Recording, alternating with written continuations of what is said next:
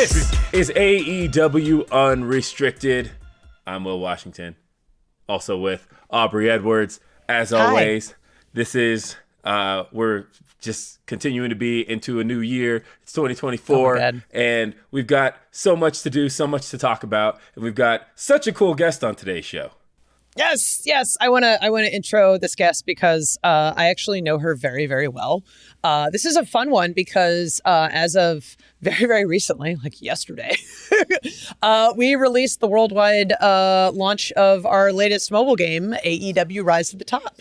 So it only made sense to invite Jamie Henwood to this podcast, who's extremely involved with the development over at Eastside Games. They're located in Vancouver. I actually have a for those of you on the podcast, I have a sweet Eastside Games t-shirt because they're awesome and they send me stuff like that. But Jamie, how are you? How are you doing today? Hi. Oh, I'm doing so well. I'm just so honored to be here. This is exciting for me for a million reasons. So thank you so much, Aubrey. It's been great working with you this past year. So to get to this moment and be here and meeting Will and doing this podcast is so darn exciting. Has it been a year? It's been longer than a year. That's the thing. Right. We started this journey in the end of, I believe, 2022 was when we first started developing. And yep, here we are, launch day. It's pretty exciting.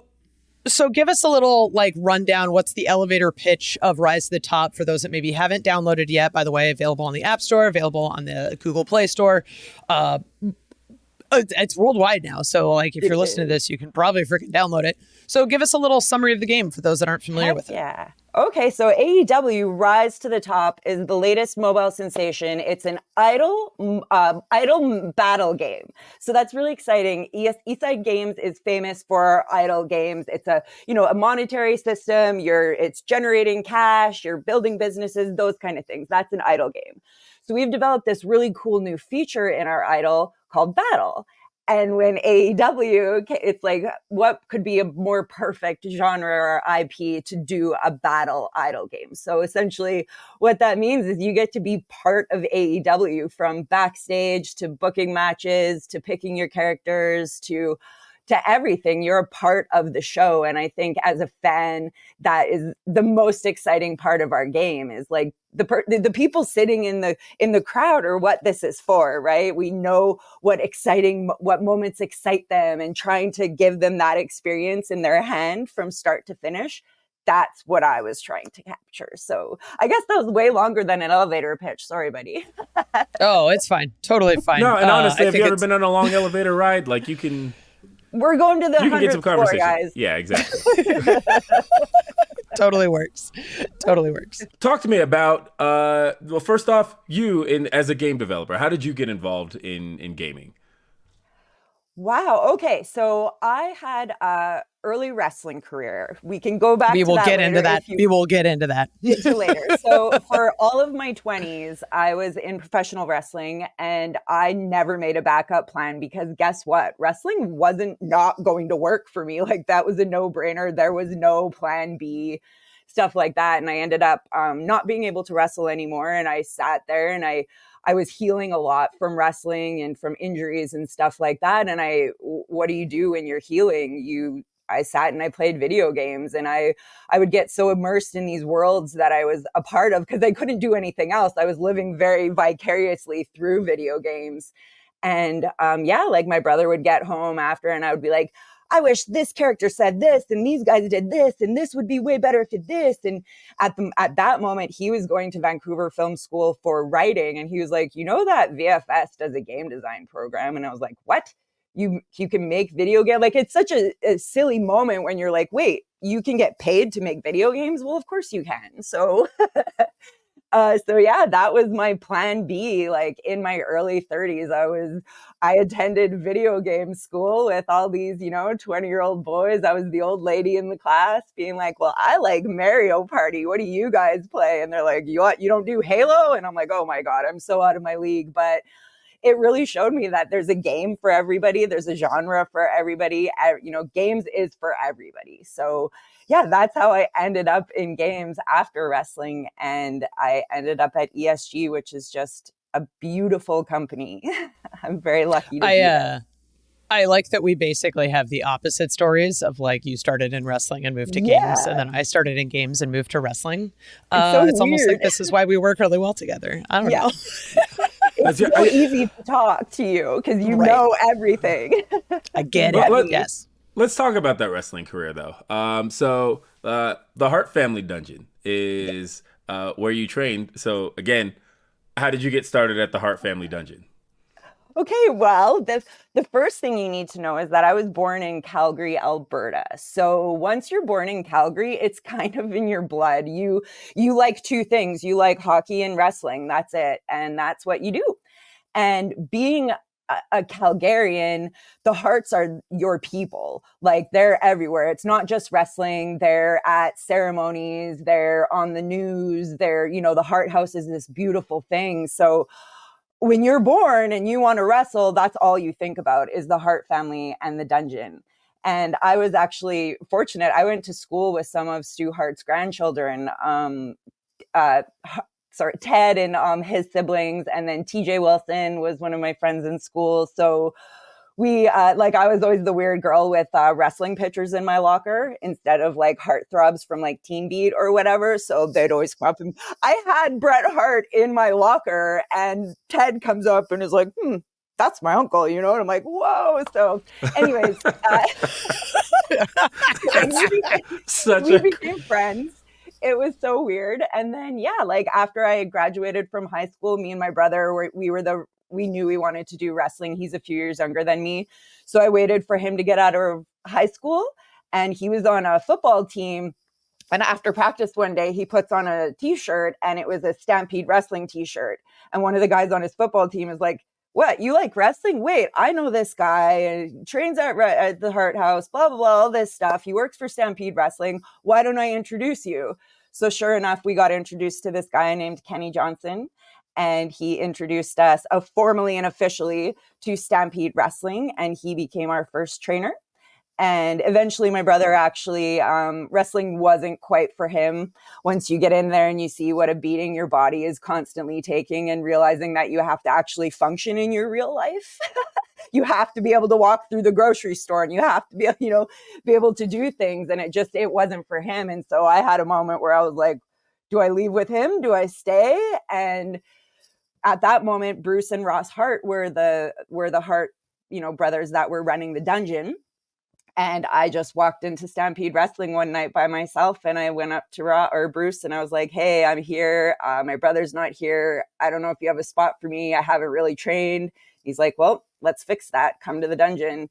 And so I'm probably one of the only people in the world that can say I trained in Stu Hart's dungeon for free. It was by a full invitation by the generosity of the Hart brothers, and Bruce and Ross trained me. And I other than Natty, I'm the only girl to graduate from the dungeon. So that's a really proud thing for me. I was in there for 3 years, getting my butt kicked and, bumping on the cement floor. And the dungeon is exactly, when you see it on the shows and you see it in the thing, like the only thing that you're missing from those videos is like when you get your face grated into the mat and you're like, oh, it smells like cat pee and mold. What's happening? Wow. But I was taking power bombs in the dungeon, which was hilarious because they had a low roof, but me and Natty were just short enough to like flip over and my feet would just catch it. And all the guys are like, no, nobody takes power bombs in the dungeon. So anyways, that's probably why I'm not wrestling today. Whatever. I love this. And there's so much more I want to talk about your wrestling career and ask you questions about. I know. Coming up here on AEW Unrestricted. This is AEW Unrestricted. Aubrey, Will, Jamie. We're talking about the newest mobile sensation, AEW Rise to the Top, available now in the iOS App Store, available on the Google Play Store. It is available worldwide. Download it. It's super awesome. I've worked with Jamie on this game for over a year. I'm very excited it's out, and I'm very excited that people get to play it. As we talked about sort of in the last segment, Jamie has a very extensive wrestling background, which makes her very qualified to work on such game. And you had mentioned a very particular name, Natty Neidhart, which I know that you have a very close relationship with her. So what was it like getting to wrestle with Natty all the time, and what were those matches? Wow. So when I first started, Natty wasn't officially in Stampede yet. She was doing some stuff on the side. She was training with TJ. She wasn't quite sure if that's what she wanted to do. She actually at a point wanted to get into journalism, which was an interesting, thing to try to talk her out of and be like, no, you want to be a pro wrestler. Come on. Anyways, she was doing this they had a show called Mat Rats. And so Natty was doing some interview stuff on there, but wasn't really like in doing the wrestling. And she would be at the shows in the dressing room or backstage or whatever. And finally I just grabbed her and I was like, Natty, are we gonna wrestle? Like, let's do this. She's like, oh, yeah, I'm doing some stuff with TJ. Like, she knew how to wrestle, she just wasn't sure if she wanted to do it yet. And so finally one day we were training in the dungeon and I look up and she's standing in the doorway and I'm like, let's go, get on the mat. Like, we're going to do this. Okay. And she's like, okay. So right from there, like, we trained all the time. Like, that was our life. We were both working in the same chain restaurant, but in different locations, which was really weird. It was called the Montanas. And so we were both, servers and bartenders. So we were like working all crazy hours. And when you'd have, a free 2 hours in between the gym and work, we'd go and meet at the dungeon or we'd go down to the gym. Because that was actually something really fun, is that the Hart family, they're huge. And one of Stu's daughters, Georgia, her husband is BJ, and they had the family gym. So the family gym was amazing. It had a ring. Like, we could go there anytime and wrestle. Like, we were wrestling 7 days a week. That's all we did was just train and train and train. And the beautiful thing was that, like, Natty was strong, right? And I was little. And we're the same height, but her, there's just this like amazing strength to her. Like, I would see her like gorilla press men. Like, she has this amazing strength to her. So we really complemented each other's styles, because she's doing all these power moves and just like kicking my butt, and I'm high flying and doing all this crazy stuff. So these level of matches that we were having, this was so far before the Diva Revolution, right? This was when women were still wasting their lives with, lingerie matches and pillow fights and stuff like that. Like, that's what we were watching women doing. At this point, Lita and Trish were just starting to like really break out. Trish was learning how to wrestle, and we're like, come on, like, there are women that can actually have real matches. And that was our goal. We were going to get up there and we were going to show them that women can have real matches, that we don't need to have gimmick matches all the time. So let's talk about your sort of next step in that journey is Ohio Valley Wrestling. So you had a tryout there. Talk about working with Rip Rogers. What was that like? It was amazing. So as being where I was, like in Calgary, we were always doing like small Stampede wrestling tours, but where are you going? Like, it's just small town Alberta, small town BC. Like, the farthest you can get is Vancouver, but that's still 12 hours away from Calgary. Like, it's very hard. I had opportunities, like invitations to go to Shimmer and go to Ring of Honor and stuff like that. But they're like, yeah, you just have to get here. And it's like, how do I get a plane ticket to Philly and have a hotel and, not even know if you get paid for the match or stuff like that. Like, it was just such a challenge. So I decided, I was like, it's either go time or I give this up. So not being American, that was my hardest challenge, is that I can't come down there and work as I'm wrestling. So I was like this bartender extraordinaire who would work, 7 days a week all the time and just, pile my cash into a pillowcase until I had, thousands of dollars enough to come to America and stay for several months. So I went down to Ohio Valley. They were having like one of those gimmick tryouts where there, 50 people come in, and I can't remember if I had to pay for it. It was before the big performance center, like $1,000 pay. It was something small, but anyways, we got there. It was like a weekend of tryouts, really, really exciting. At that time, the coaches were Danny Davis, Jim Cornette, and Rip Rogers. So that was just kind of fun as a kid to like meet those faces that that you've seen your whole life. So anyway, we get there. Of course, I'm at that point, OVW was the home of the WWE contract people. Like, that was before they went to Florida and stuff like that. So that was the top class, right? You wanted to get a contract. And right below that was Rip's class. If you didn't get a contract, but you had to be invited to come to Rip's class. So obviously I walk out of the tryout being like, totally hoping to get signed. Absolutely didn't. But I did get the call from Rip saying, hey, we thought you were great. And if you want to come down and join my class, you're absolutely invited. So how do I get there? Yeah, so I just saved a ton of money. I went and I rented a little tiny apartment right by OVW.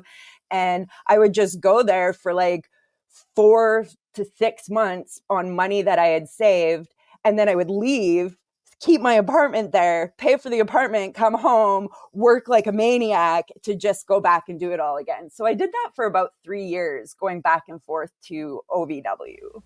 Yeah. Damn. And then, unfortunately, you had to say, goodbye to your wrestling career. You had ended up having an injury.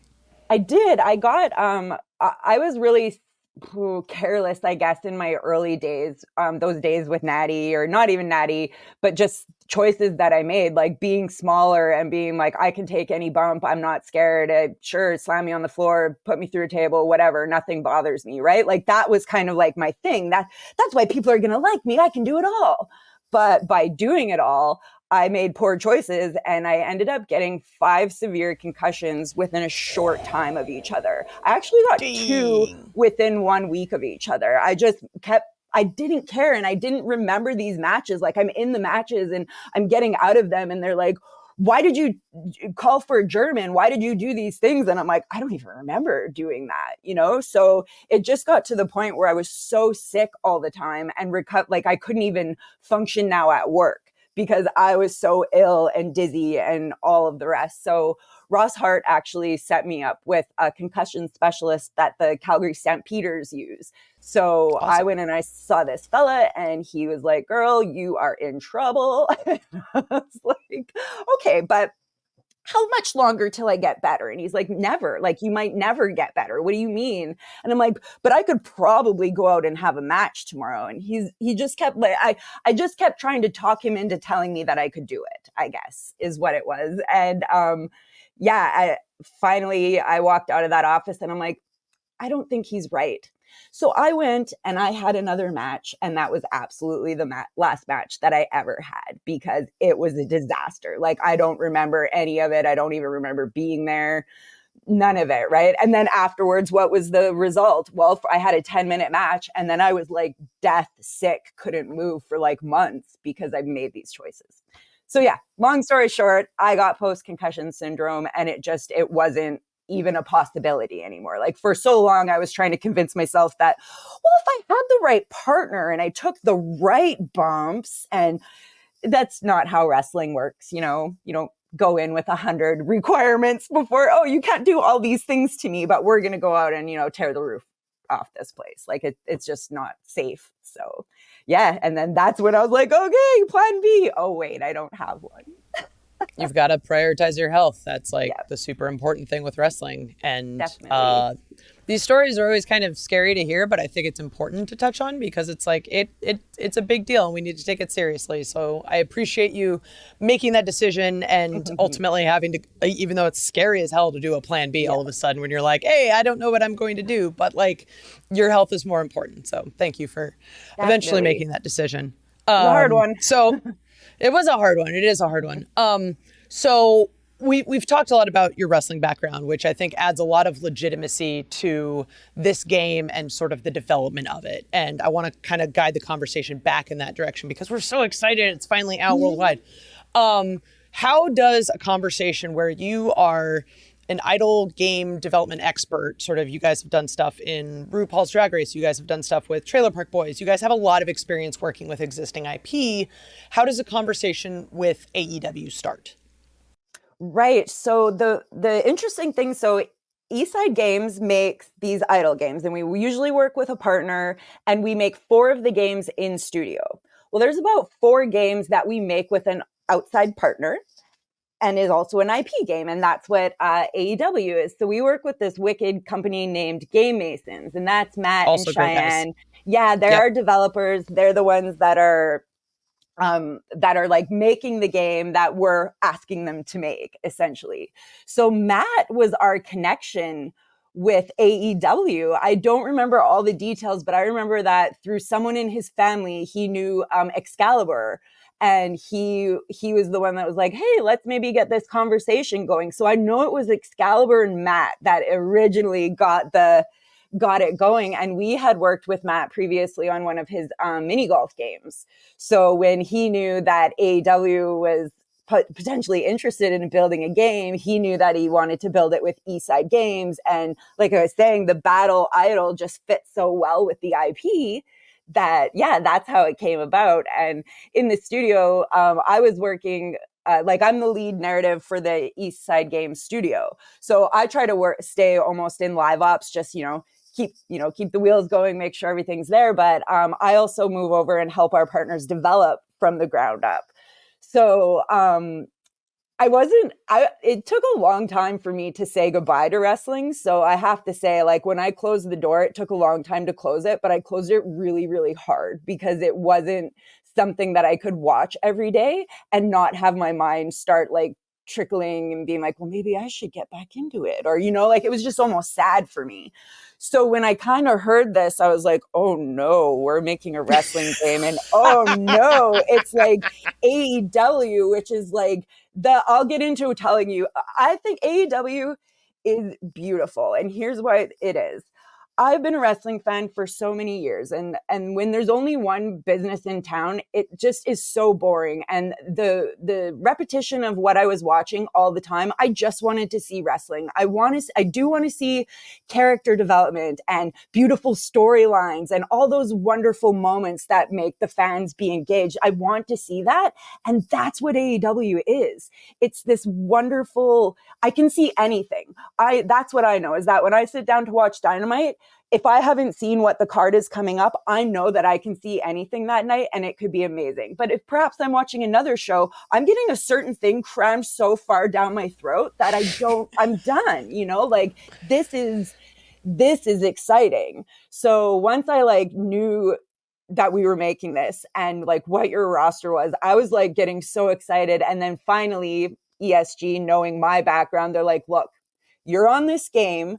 You're not just going to do narrative, like you're going to help us. You're going to be, leading the content, leading the creative stuff. When we need to know who's going in a promo, you're telling us. Like, so I kind of like, I'm in narrative normally in Eastside Games, but yeah, I got to kind of take on this like creative content role on AEW. And yeah, it's a dream come true. Because like I said, I believe in the product. We at Eastside Games it's important to us that people know that we are a studio filled with fans. We're a bunch of like tech dorks, sure, and we like making video games, but these IPs are where it's at. Like the Trailer Park Boys game, and we have Star Trek Lower Decks and RuPaul and The Office. Like we are actual fans sitting there making those games. We're living for those shows. So we're not like taking these IPs lightly. And once I like crossed the line and was like, okay, nope, I'm in charge of AEW. I'm doing this game. Oh, buddy, it was on. I just fell so far back down your rabbit hole. I'm watching everything. I'm reading every dirt sheet. I'm booking matches in my head. I'm doing it's such a good show and such a good product. And to have the gift of being able to develop that into a video game is so beautiful. And I have to just say, Aubrey, that our partnership with you is the most healthy partnership we've ever had. And I don't know if it's just because you're just so freaking real. You're such an authentic, genuine person. And we never I don't know, it's a very different relationship. And sometimes when we get into these games, our partners really want the game to be a very exact representation of what the show is. They're like, well, the people like this about the show, so I want the game to be exactly that. And I always have a hard time with that because it's like, if I want to watch the show, I'll just watch the show. So anyways, you giving us this beautiful IP, and yes, making sure that we're talking in the tone and doing the right things to make it feel like AEW, but you giving us a little bit of freedom to be like, yeah, it is a video game. Certain things are going to happen because it's a video game world, and you understand that. And so that's allowed us to just make this beautiful game that, obviously mobile is hard. You have instability issues, bugs, whatever. But this game at a glance is tremendous. And that just really speaks to you and your people and letting us just like go hard with this game and do what we wanted and actually appreciating my creative ideas. I love the authenticity and the passion and everything about it, and it's so exciting that we get to launch this product, and we're going to talk a lot more about the game itself right here when AEW Unrestricted continues. Unrestricted. It is AEW Unrestricted. Aubrey Edwards, Will Washington, Jamie Henwood. We are talking about AEW Rise to the Top, the latest mobile game from AEW and Eastside Games. It's an awesome little mobile game. You can download on the Apple App Store. You can download on the Google Play Store. Download it now. It is available worldwide, and it's awesome. We were previously just talking about like the passion and the authenticity of the game, and I wanted to touch on a little bit about like what our working relationship is, because people I don't think understand like kind of how AEW Games meshes in with working with partners. And a lot of it is like my background's in engineering and production, but my role on this is more sort of like a licensing publishing partner. So you guys have access to the IP and you're creating character art, you're creating narrative and story and all that sort of thing. And I'm kind of like overseeing and approving things as they go along. So making sure that like Swerve looks like Swerve and making sure that Britt Baker looks like Britt Baker, but also making sure that characters are saying things that they would normally say in a real world environment. So the catchphrases are correct and all these sort of things. And one of my favorite things about this project is the amount of feedback I have needed to give is so minimal. Like that you guys are just hitting out of the park like right away. Like a lot of times it's just like, hey, this character's great. Can we tweak this a little bit just to kind of like bring like this 10 up to an 11? Or these lines are great. Can we maybe swap, like we'll have a tag team talking or something like, let's have Max Caster say this line and then Anthony Bowen say this line instead, just so we can kind of make sure that that authenticity of AEW is better captured. And it's so rare to get a partner that understands the IP. Like, I don't think people fully understand that. Like, you guys get assigned an IP. It's like, cool, great, we're making a wrestling game. But to fully understand the product and to be engaged with it and watch it. And when I say things like, hey, I want to make sure that we represent other referees in the game. And you guys are cool, great. Here's Bryce Remsburg's art. Here's Stefan Smith's art. And it's, you understand why all of those things are important without me having to explain it. So thank you very much. This has been a wonderful project to work on. That's the thing. You're so helpful. And I hope that you know how helpful you are to me and to your feedback. Like yes, we would never give you something that isn't, good quality, but the feedback that you give is so helpful. And there's these little tweaks that you'll make and it's like, now it's perfect. Like that's what you're here for. You are AEW and you are that final set of eyes that if there is anything missed, exactly like some of those, you do that a lot. We do that a lot actually with the scripts for the Acclaimed, is that I'll have the wrong guy, Max or Anthony, saying something. You're like, no, I think that sounds more like Matt. I'm like, you're totally right. It is. So, and then you read it and it's like, wow, that flow is like 100 times better. Just, one little tweak. And we appreciate your feedback so much. It's so valuable. But that's the thing too, is that your ability to give feedback, like you can imagine like sometimes getting feedback hurts and you're not a jerk about it. Well, and I tell you the things that are right? Like it's the compliment sandwich of like, this is good. Let's fix this. This is also good. You're so good at that. Yeah. And I also appreciate that you guys are understanding of our taping schedule. Like there are so many people involved with AEW Games that are doing things that are on-screen talent. Like, as you mentioned, Excalibur, like he's literally the voice of Dynamite. And if I need him to approve something from, behind the scenes, you're not going to hear from us on a Tuesday or a Wednesday or potentially even a Thursday. You might have to wait till Friday. But I don't need to explain that to you guys because you get it. You've lived the wrestler life. You understand what it's like. And it's just so much easier to get past that initial understanding of what the other person's going through and you just immediately just start working on the stuff that is, going back to the sandwich analogy, the meat of it. Yeah. Yeah. And that definitely, Elin is always very sweet with that. She'll put, I always see in the channels, it's Wednesday, you guys, don't ping Brittany or don't ping Audrey. Sorry.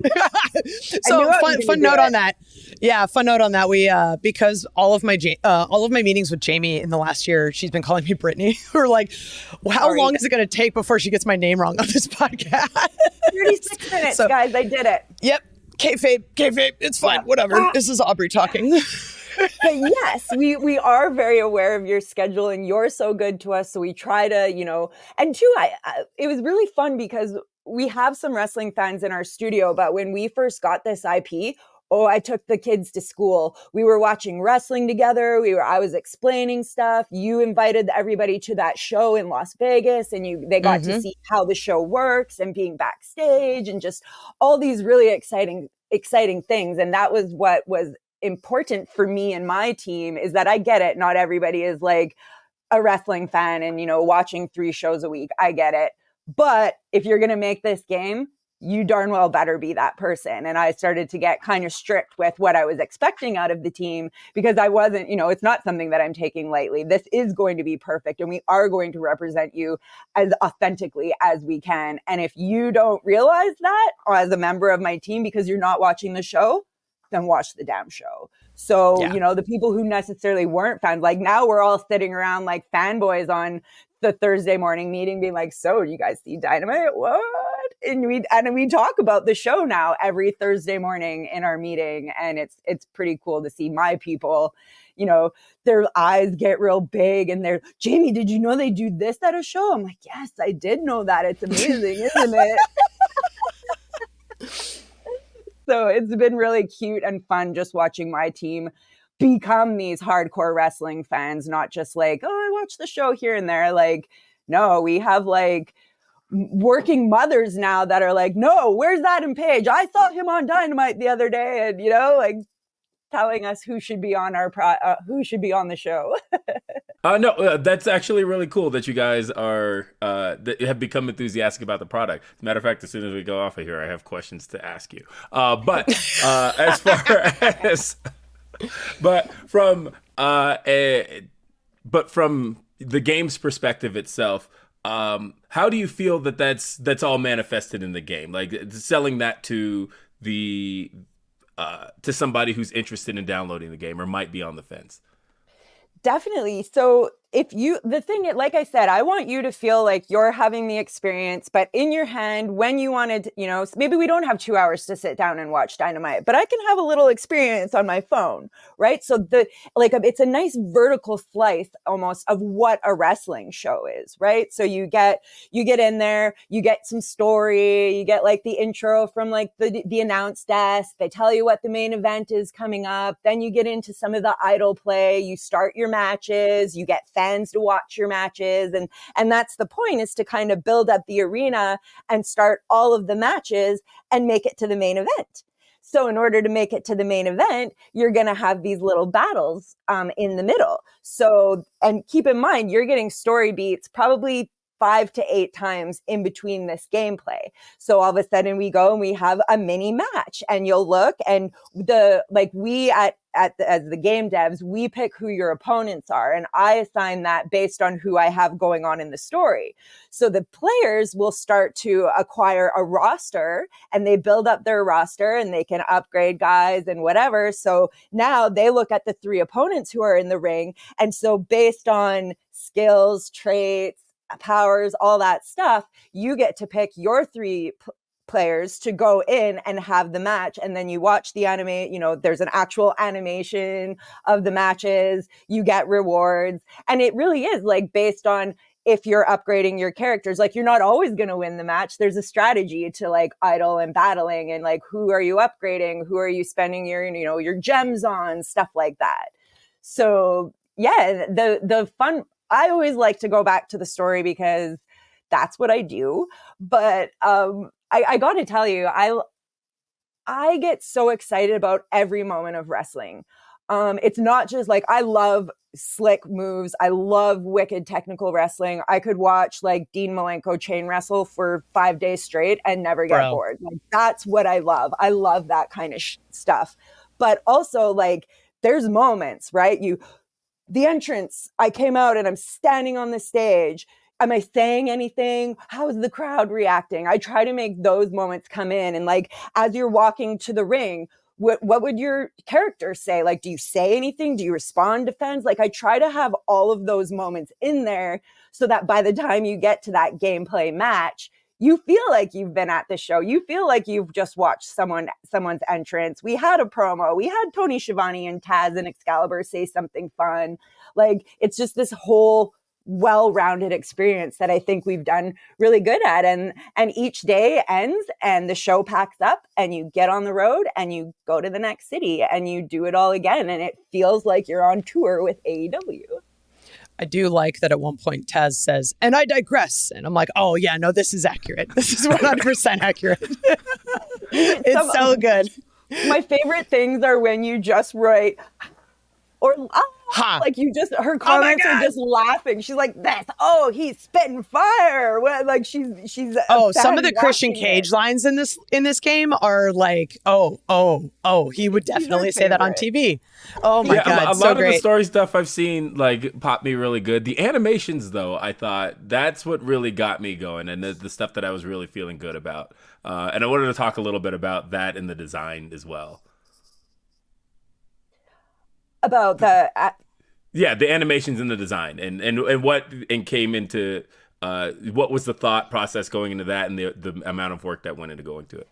That one's such a hard one because we want every wrestler animated to do every move. And oh my gosh, that takes so long and it's so impossible. And it's just, like when we were sitting there day one and we're like, what is the move set of this sequence? Like what would people, like we can't have all three characters busting every move. We had to pick the common general moves that make you feel, so we were like, okay, we have, you're kicking your punch. We'll do a spear. There's a power bomb animation.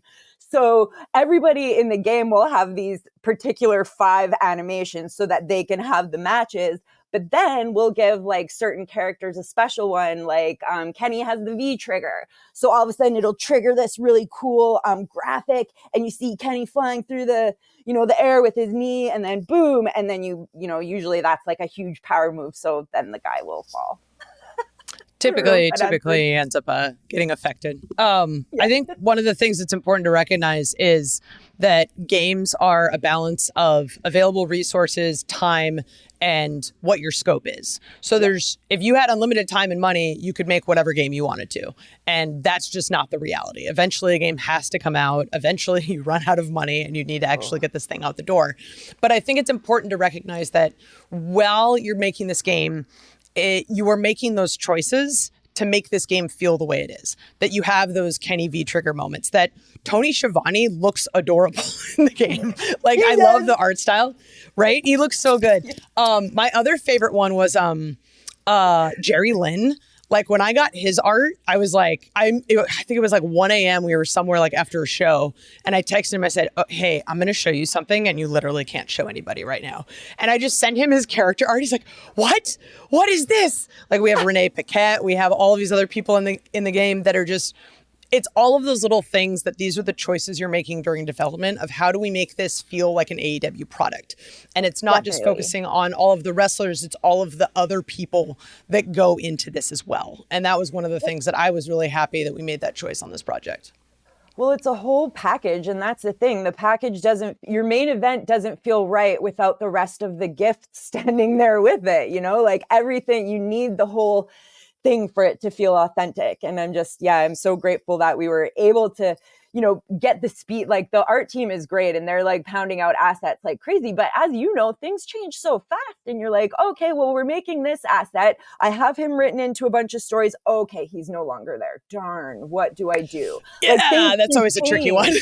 Yeah, things can change really fast, or you have this huge release coming out. And that's the thing is that's one thing that we don't talk about a lot because it's not our business to know. Like Brittany can't tell us status of contracts and people and whatever. Like she gives us as much heads up as she can, but really like we find out about things just the same as, the world does. And then we have to pivot and think and really like things change fast like who was in the main event 6 months ago is not in the main event today. And 6 months ago is who's actually in the game now, because it took 6 months to get the art and the animations and the whatever. So that's the one downside, I guess, to this, is that I'm so impatient and I want things now and today, and I want everybody on the roster. And Matt's like, okay, Jamie, I can give you 5 guys for the next release. That's it. I'm like, well, that's for 27.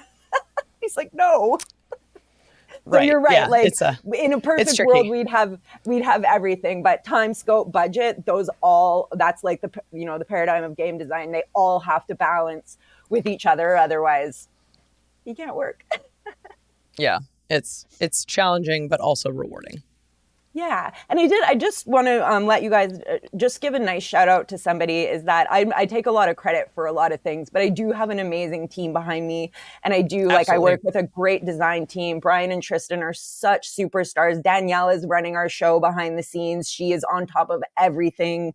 Like, and two, like, I just wanted to also share that I have a writing partner. I can't take credit for every single thing that's in your game. So I just wanted to let you know that we also have a outsourced writer, and his name is Trevor Risk, and he helps me with all of the writing. And Trevor Risk is very famous in Canada. He, well, aside from being my writing partner, and that's why he's famous, he is well known for being one of the writers on Letterkenny and Shoresy. So if you've ever heard of those, yeah. And if you haven't watched them, they're very unique. And if you can very Canadian humor. Like, we're not all like that, but yeah, it's all in our soul. But anyway, so Trevor Risk, and he writes for, also there's a fed, like an indie fed that he helps write storylines for in his hometown. So he's a huge wrestling fan. Like, that was another thing too, is that yes, Trevor is my writing partner, but let me tell you, if he didn't have the qualifications, he would not be on this game. So he has the qualifications, and he's the one that just like helps me get, source all those wonderful Christian Cage dialogue and, all that. So I can't take complete credit. I appreciate that I'm the face here that you guys are talking to this morning, but man, I have a really amazing team behind me. Trevor's great. All the designers, Danielle, even like our support staff, like the Elans and Lisa's and Jim's, like our executives at the studio. And of course, Matt and Cheyenne and their whole team at Game Masons. Like, we've been very, very lucky. I say it again, this is the best partnership I've ever had with an IP as well as an external game developer. This is amazing. And to have it be for like, I get tingles when I think of it. Like, I'm so excited for this moment, and I'm grateful to be here representing my company. Thank you. Having worked with external partners multiple times in my career, I can honestly agree that this has just been a dream project to work on. Just all of the people involved care so much about the game. It feels like an AEW product, but also it's just the fact that you guys care so much about this game, and you care about all of the people involved in this game. Yep. Like, that is something that I don't think gets the light a lot on it when we talk about game development and all the games that are being made. But like, something as simple as I took a medical leave this summer and you guys sent me flowers. Like, that is such a huge, I know, and t-shirts and Canadian snacks. But like, that's the kind of thing that you care about the people involved in the product, because those people, as long as they're happy and they're healthy, then they make something good. So Eastside Games, Game Masons, everybody involved with this project, they were all incredible. And I think the product that we got as a result, AEW Rise to the Top, is one of my favorite games I've ever worked on. So thank you for giving me that. Thank you. And guess what? It's just going to get better. That's the beauty of live ops, right? We keep building, we keep designing features. More content. Keep adding. Yeah. And that's what I love. I have like content coming out my ears, and finally, now that we're launched, Matt can make it. Yes, it's so exciting. And I love, like, anytime we feature new stars in AEW that are rising to the top, like Swerve, for instance. Like, I got to just approve his art the other day. It was amazing. I'm so excited. I'm so excited. Remember, you can download AEW Rise to the Top worldwide as of today, as of yesterday, this week, whatever. It's been such an exciting week. I can't even keep track of what day it is. You can download it on the iOS App Store. You can download it on the Google Play Store. Play it, rate it, review it. keep playing it because there's going to be awesome live content that Jamie's involved with, that I'm involved with, that there's a whole bunch of people involved with. Listen to this podcast, new episodes every Thursday on all of your favorite podcast platforms. Videos come out on Monday, Dynamite Wednesday, Rampage Friday, Collision on Saturday. This has just been a amazing game, and I hope people enjoy it as much as I've enjoyed making it. So thank you for listening to Will and Aubrey on AEW Unrestricted.